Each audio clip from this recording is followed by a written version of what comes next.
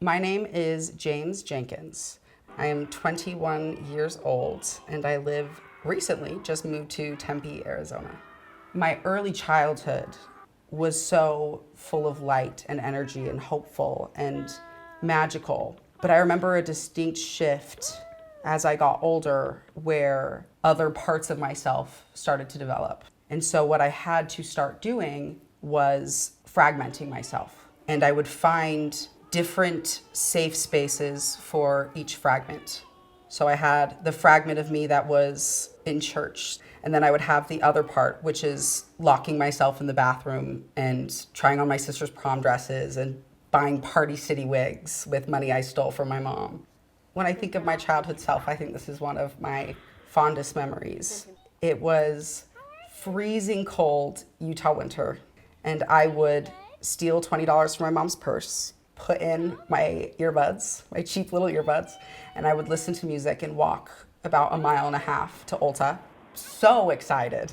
Get an eyeshadow palette, walk all the way back, trench through the snow, put it under my coat so that my mom couldn't see me when I walked in. And I would instantly run upstairs, turn on the shower, and lock the door. And at first, I wouldn't even put it on. I would just touch it and put it on my hand. I had so much joy even being alone and discovering myself.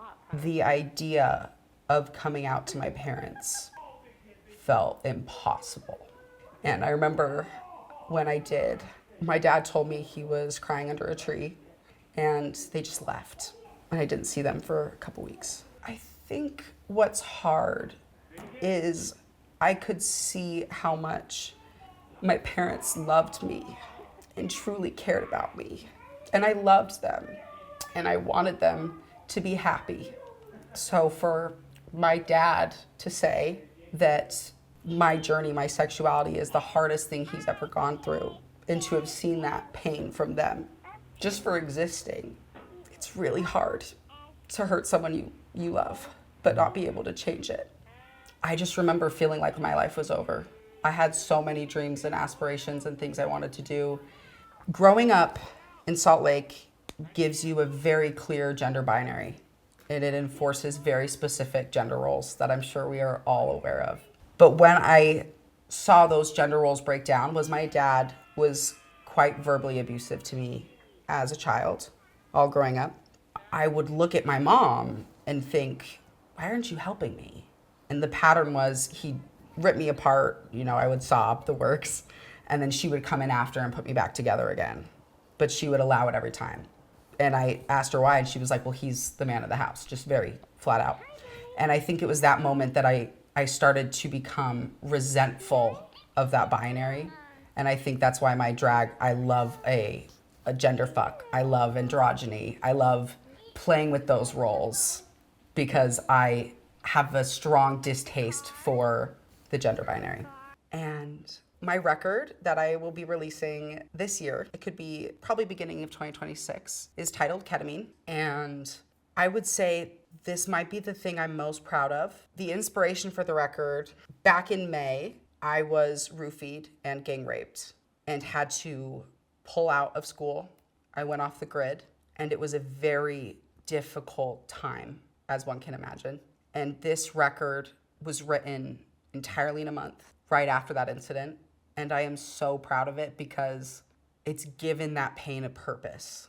Even if if people hate it and it sucks, it gave that suffering meaning. And I think that's why I love it so much. I think my favorite thing about writing is it is different every time. So the only time I write is when I have to. If I get an idea in my head and it will not leave me alone until it is out of my body, I won't write. And I think that leads to much better music because I only write the things that that needed to be written. The genre I most take to in Ableton is experimental electronic music. So think cats in a blender, pots and pans, screams from hell, whatever weird thing I can put in. There's a genre called IDM. If you know the artists, Aphex Twin, Arca, Bjork, I would say those are my biggest inspirations. And I am interested in pursuing a musical experience that I haven't heard before. But it wasn't until I saw Drag Race for the first time that everything clicked for me. I found season 6, and I didn't understand that there were people like me. And so when I saw the sense of humor and when I saw this creativity and this energy and this light and this art form, I didn't feel as alone. And drag queens really raised me. My understanding my sexuality was quite complicated because there was a lot of cognitive dissonance. I could hold my attraction for men, and I could also hold homophobia and my Mormon ideals. And for some reason, they didn't click. So I was just living with both, thinking I'm not gay, but I would, I would tongue that boy down. It took a while to sort of reconcile both those parts, and it took, on my own, unpacking a lot of shame for a year or two after leaving the church. With art, the reason I like to make it is so I can sort of bring out those shards I never show people. Also the uncomfortable ones, the pain shards, the androgyny, all these different pieces of me I can finally show people when I make things. And I think that's why with my art, I always strive to be real, even if it makes people uncomfortable. And I don't always want to be a distraction. I think I want to be a confrontation. There is no one like Ketamiine in at least this state. I will never step on stage without a concept and without a story. Even if I'm doing a number that is just entertainment value and distraction, there will always be a prop, some type of antic, or some story. So I get to have this niche where I can show that I could do that other stuff if I wanted to, but I can kind of surprise the audience and be unique in that way. There's so much wonderful experiences I've had and so much hope about human nature that is around you. Because fear is just energy, and it can be channeled in any direction. And I think it should be channeled into what real change can I enact? What real change can I achieve to fix the problems I'm afraid of? I think the best thing you could do for art is ban it. When I think about history, the times of the greatest oppression are the times with the best art and the biggest renaissances. And I am very confident that whatever happens, this art form, any art form, will not go away. In fact, I think it might make us better. What I love about humans is we turn so much darkness into light for no other reason than just to have light. There's no legacy that will be lived on. We'll all be forgotten, but we make beautiful things just for the sake of them. I hope that my artistry is remembered to be very polarizing. I think my goal is to be remembered differently by every single person. Do things that horrify people, like make people really look at the pain that they're not looking at. I've been through a lot. Addiction, domestic violence, rape, suicide. And the reason I keep going is sort of in spite of those things. I think to live a life is the greatest creative endeavor that we could ever go on.